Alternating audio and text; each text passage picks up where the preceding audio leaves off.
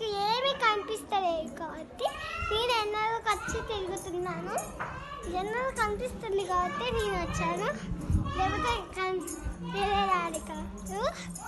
So ఇప్పుడు మీరు surprise చేయాలనుకుంటున్నారా?